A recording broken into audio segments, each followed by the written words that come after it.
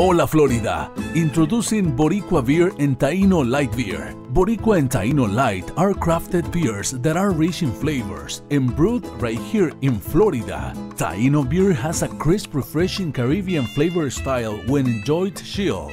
Boricua beer is a craft ale with full body flavor that is a beer drinker's beer. Boricua and Taino Light Beers. Enjoy responsibly.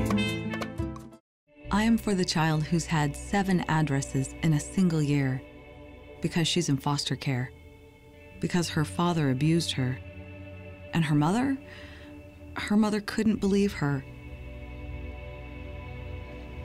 She is the child I am for. I am a volunteer child advocate. I am you. Florida residents call toll-free 866-341-1425.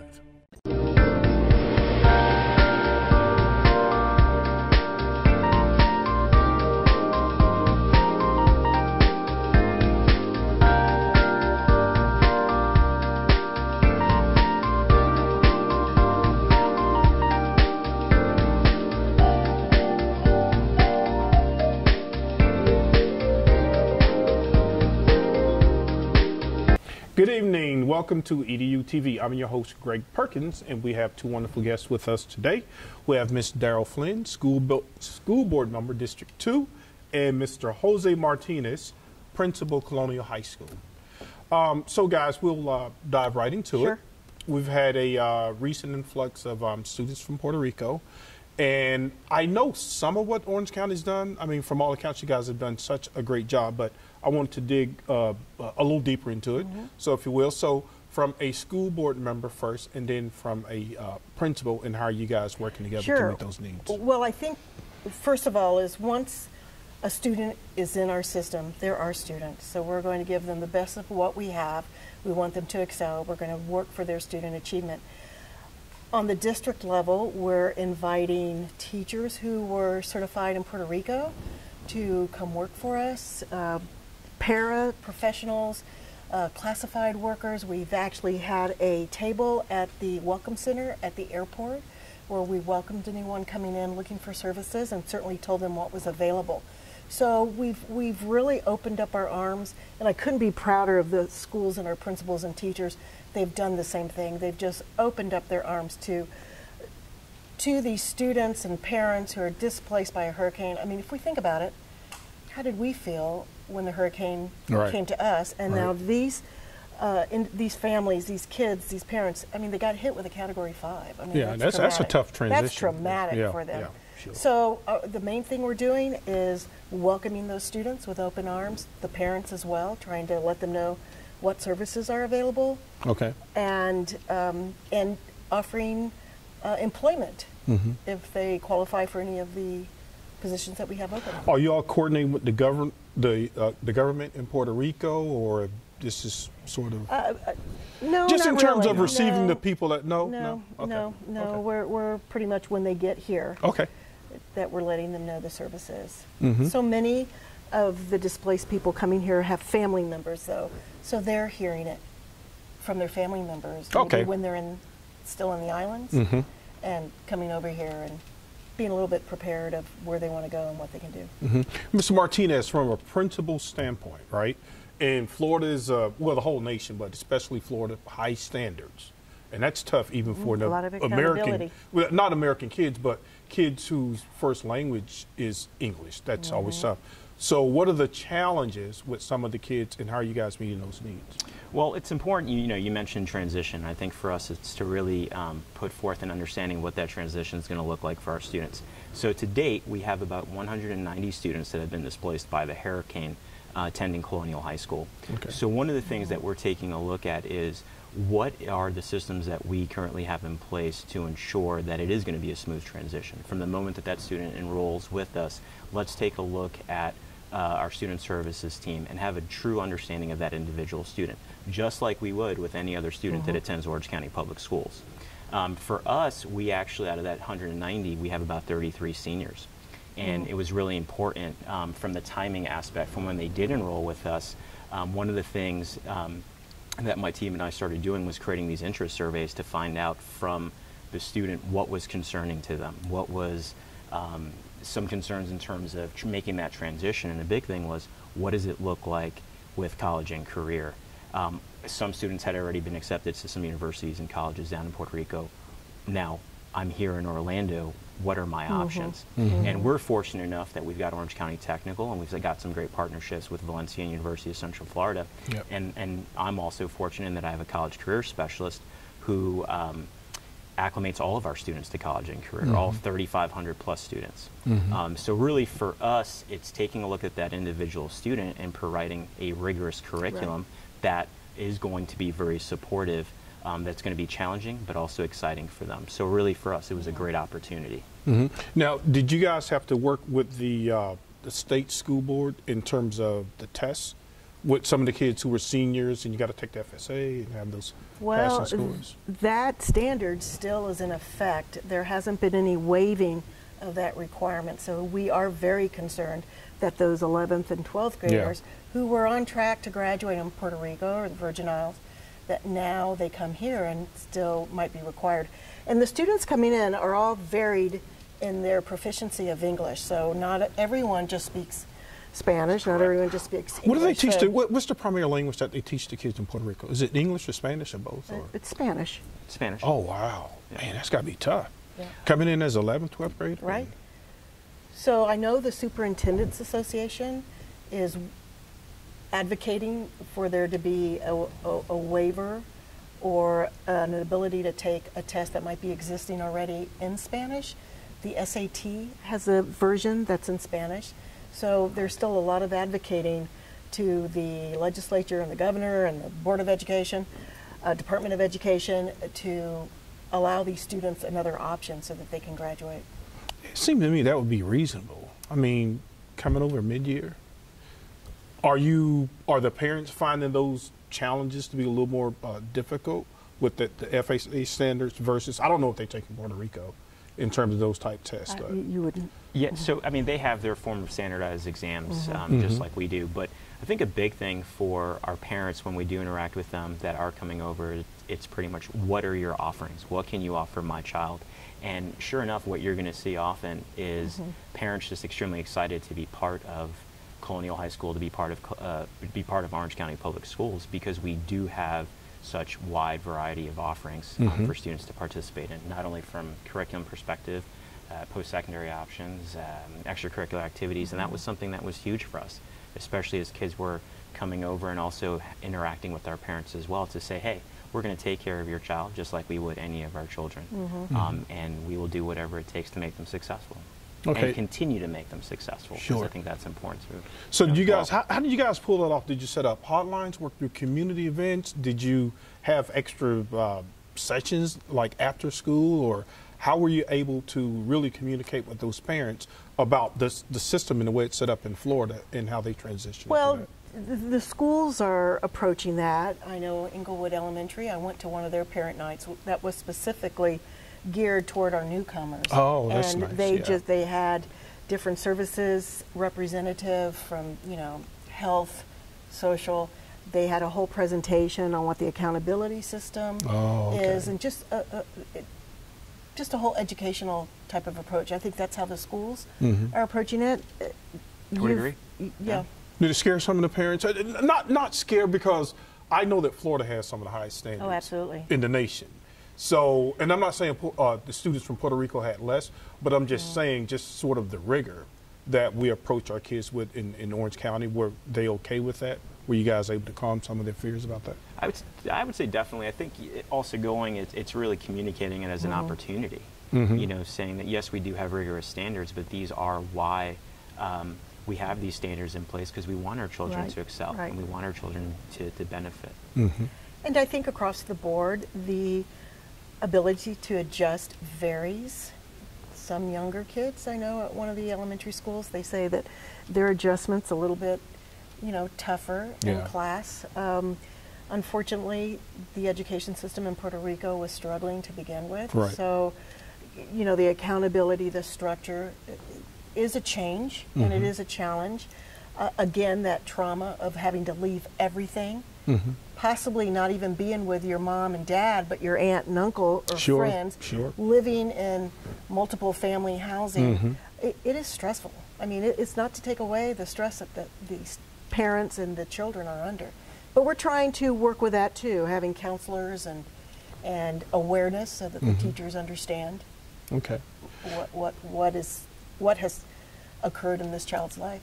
Well, the good thing I think about Florida is that since we already had a heavy ESOL population anyways, that a lot of those needs were already met. But you are right, that is still traumatic, because I find myself now, the older I get, I don't like to be away from my own place for more than 3 days, even if it's a nice hotel. I'm like, I can't sleep. So I can imagine that's pretty tough for those kids. I was in a session where some of the students came out. This was actually a joint meeting that Osceola and Orange County School Board had together, and the students came out and we asked questions. And I said, what was the hardest thing that you had to face?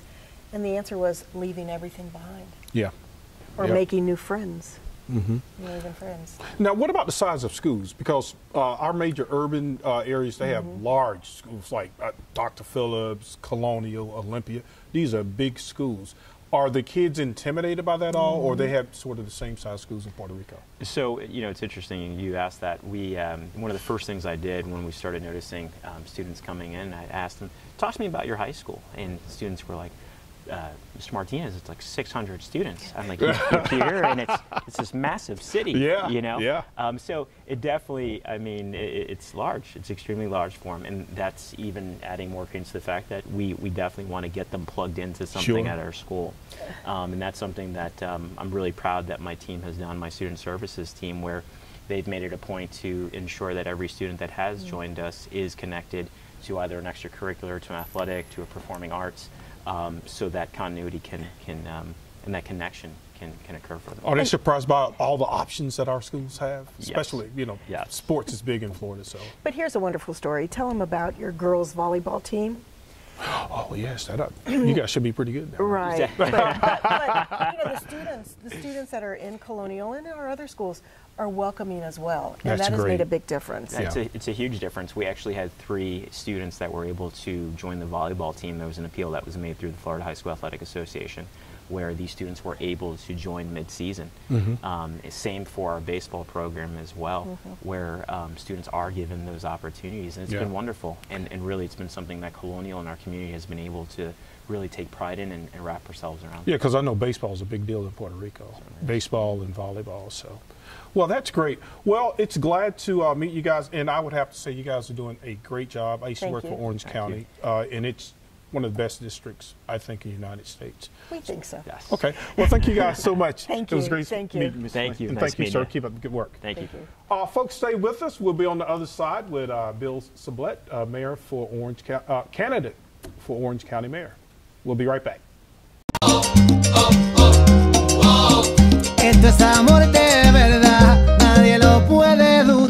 Step up to craft beer. Taino Light Lager has a crisp, refreshing Caribbean-style flavor.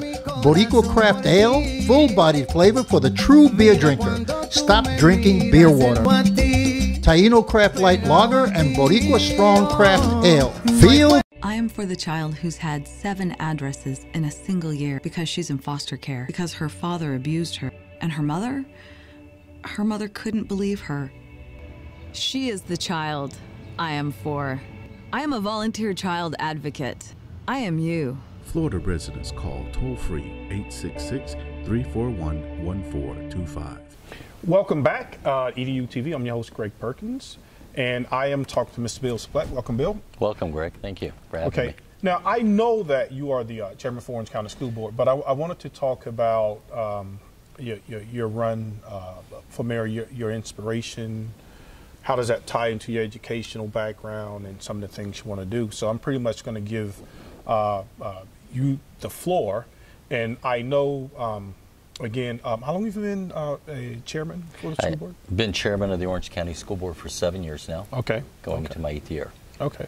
So what was your inspiration to sort of make a transition and to explore some other avenues? Well, I've always had a passion for children's issues, and I'm a kid who came from a very blue-collar background and worked my way through college and law school and did everything from landscaping to waiting tables to scooping ice cream to pumping gas back when we had people actually pump gas at the gas station. Yeah.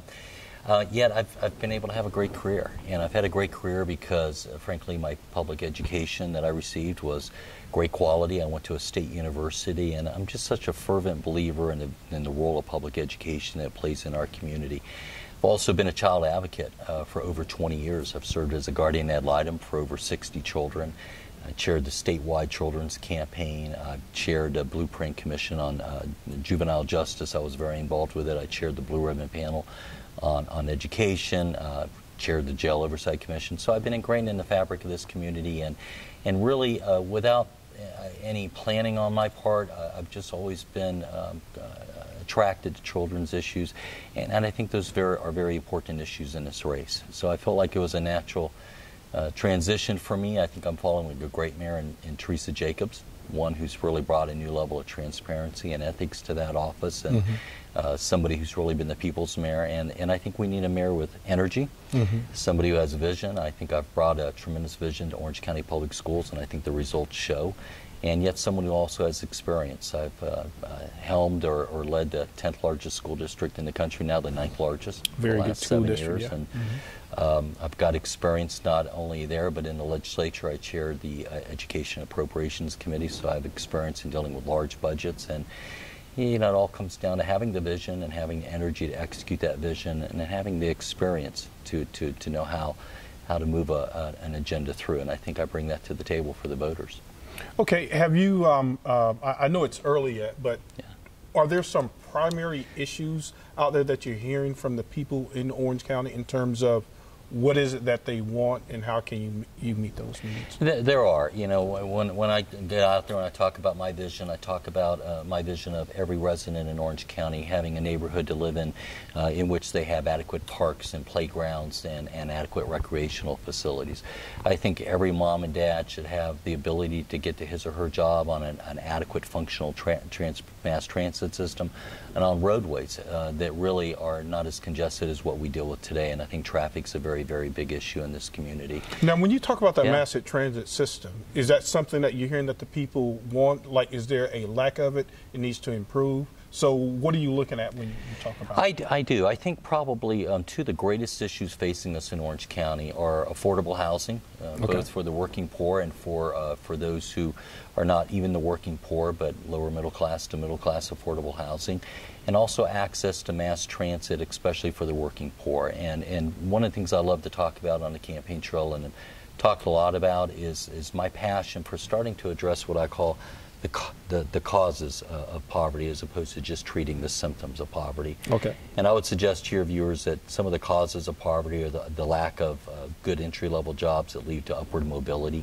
the inability to get to those jobs. It's why mass transit is so important, and having a dedicated funding source for it and adequate roadways is so important, and adequate job placement and counseling services. And if you think about it, so much of what we struggle with in our community, whether it's in terms of funding the social services we need, funding the child protection services that we need, funding the quality of life issues we need, are exacerbated by a large group of those who frankly can't get the jobs and can't add to our tax base and can't become able to provide for their families on their own. So I feel very passionate about those issues, and I think they're issues that I intend to have the County Commission tackle and really address. Mm-hmm. Now, Bill, how do we, and it seems that Orange County, I don't see any major problems with funding, because Orange County Public Schools has wonderful schools. I ride around the city, in the county, everything looks great, everything's expanding. How do you maintain that upward mobility in terms of quality of life without, you know, raising taxes, or how do we pay for all this stuff? Well, I think that a couple things we need to look at. One, on the mass transit side, we really do need a dedicated source of funding. And I think that one of the problems that sometimes those running for office make, or those politicians who are in office make, is saying, look, it can only be this source or that source. And that's not my approach. I think we need to bring our community leaders to the table, our tourism leaders to the table, those in the business community as well, and those in elected office. And I think we need to sit down at a table, and I think we need to go in there with a designated mission statement of saying, hey, how do we provide for a dedicated funding system for a mass transit system? How do we provide for a dedicated source of funding for children's issues, whether it's abuse and neglect teams, whether it's social services, whether it's providing adequate food and clothing for children. And I think that those issues have got to be collegially done and done collectively, and I think that's why we really need somebody experienced in this office. One of the things that I think we've seen in this country is oftentimes if we elect somebody without any political experience, they bring, frankly, a lack of ability to the table and inability to get things done. Huge learning curve. Huge learning curve, and it's not easy. I mean, it takes hard work. It's a heavy lift to get some of these issues through. But I do think we have the adequate funding base here in the county to do it. I truly do.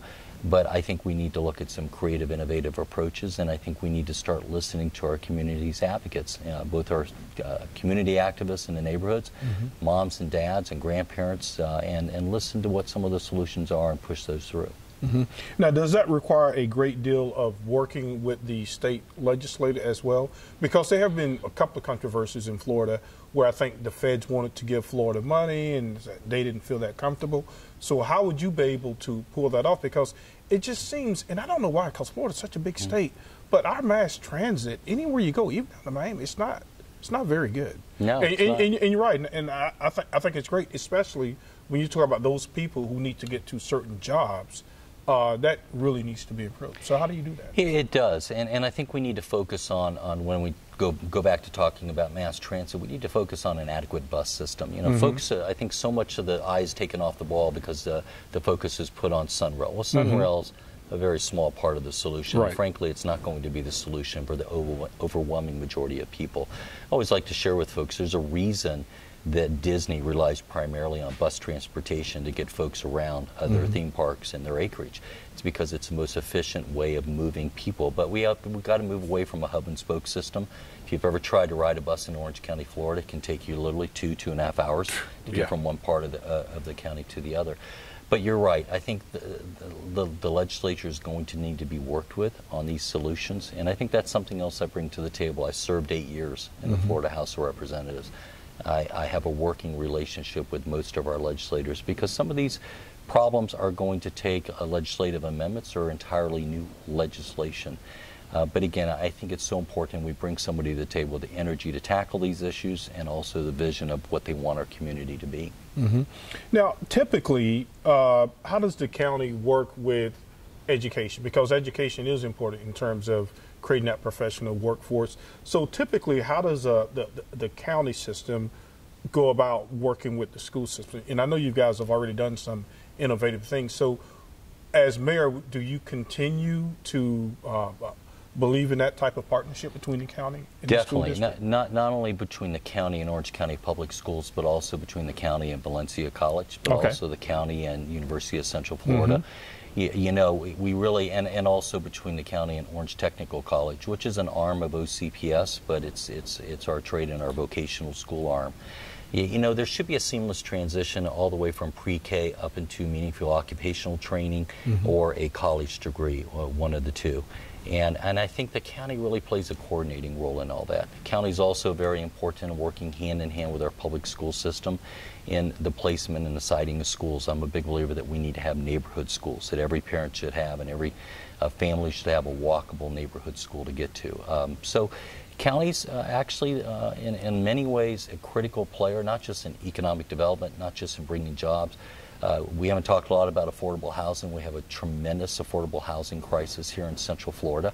It's one where the county is going to have to take a lead role in it. The county will take a lead role in mass transit solutions. Now, when you say affordable housing, are you saying that a lot of our real estate is starting to do like it's done in Palm Beach, Miami? It's going up in the typical I guess, blue-collar family can't afford those type homes? It is. Not only are home prices going up, but rental rates have gone up dramatically. And we hear more and more stories, and statistically the data bears it out as well, of families having to cohabitate two to an apartment or two to a house, and it's just getting to the point where it's getting very, very difficult to find affordable housing in this county. That does require a legislative approach. Well, you know, one of them is legislative. There's a fund at the Florida legislature, the William Sadowski Fund for Affordable Housing. Okay. Frankly, the legislature's been rating that for decades. Oh, wow. We need to really effectively lobby our local legislators and say, listen, the money's there, but we need to start dedicating Sadowski Act funding to and what does that do exactly? Purpose. I've never heard of that. It helps us float bonds, and it helps affordable housing developers come into a county. And again, it's a private-public partnership when it comes to building affordable housing. There are also a number of federal programs as well that require public-private partnerships to allow entrepreneurs to go out and build affordable housing. The market's there, but you know, frankly, affordable housing in a heavily urbanized county like Orange County cannot work without the intensive involvement of local government working hand in hand with both state and federal government. Yeah, because I see a lot of the upgrades they've done downtown, and those are nice high-rise apartments, and so I can tell that a typical family would not be able to afford those type of rates. Now, one of the problems we have in housing too is the most affordable housing in any heavily urbanized areas tends to be that furthest from the job centers, that furthest away, and that's, again, it all dovetails together. That's why an effective mass transit system is so very important. An effective roadway system and transportation system for those who do own cars is so very, very important. And another thing we haven't touched on that I believe is part of the solution is you also have to have effective job counseling and placement services. And it all goes back to something I'm going to talk a lot about in this campaign, which is addressing the root causes of either multi-generational poverty or those who struggle to get out of the category of the working poor, as opposed to just treating the symptoms. We need to continue to treat the symptoms through food programs, social service programs, health programs, but really, if we want to make a sea change in the quality of life in our community for all of us, because a rising tide lifts all ships, and this will benefit all of us regardless of our income levels, we've got to effectively tackle these issues and realize we've got to bring the jobs here. There's so much focus on high-tech jobs, but those jobs on the whole require a four-year college degree. I always share with folks when I'm out on the stump talking in my education role, 60% plus of Orange County's population has no college education at all. 60%? 60%. Okay. And we're working to move the needle on that, and we're not unusual. That's true of most of Florida, most urban areas. But even in our wildest dreams, we're not going to get that number below 50% in our lifetime, Greg. Yeah, because I think only about 30-35% of people even have college degrees throughout the United States. Exactly. Right. So, you know, one of the things that frustrates me immensely is when we hear elected leaders or politicians talk about high-tech jobs and high-wage jobs. That's great. That's part of the solution. But that's really not going to cure what puts such strains on our social services, on our roads, on our park systems, on our inability to provide the quality of life we want for all of us. We need to raise the entire wage base, and I think the only way to do that is to bring the kind of jobs that provide for upward mobility and start to really focus on entry-level jobs and getting people to the jobs that are out there. There's actually a labor shortage right now in Central Florida. Any tourism provider will tell you they're struggling to hire. We're struggling to hire enough teachers and support personnel in Orange County Public Schools. Really? Because the market has really tightened. So are they going for other higher paying jobs, or what's going on? Well, I think it's a combination of things. Again, I think those who are struggling and really have been unable to have the kind of upward mobility that we all want in America. Again, I know I sound like a broken record, but it's an inability to get to those jobs. It's not knowing how to apply for and get those jobs. It's an inability of knowing how to navigate the educational system. And that's a role to bring this full circle that county government can really step in and provide. So you think the county government can increase services in those areas? And most definitely. And I think that's part of the solution. I think we need to have regional job placement and counseling centers. We also need to have, again, that dedicated source of funding for mass transit. and we also need to have assistance in helping our employers connect with those employees. Well, people always like jobs, Bill. Yeah, so thank you for coming, and you, good Greg. luck with your mayoral race, and maybe we'll have you back here again just to give an update on how things are going. So, folks, thank you again. Greg Perkins, EduTV, and mayoral candidate, Mr. Bill Sublette. Good night.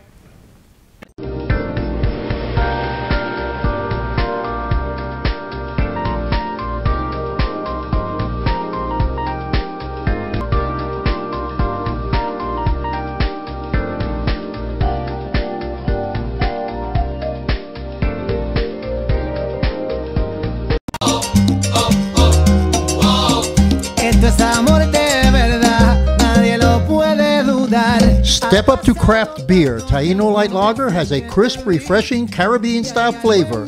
Boricua Craft Ale, full-bodied flavor for the true beer drinker. Stop drinking beer water. Taino Craft Light Lager and Boricua Strong Craft Ale. Feel Boricua and Taino Light are crafted beer.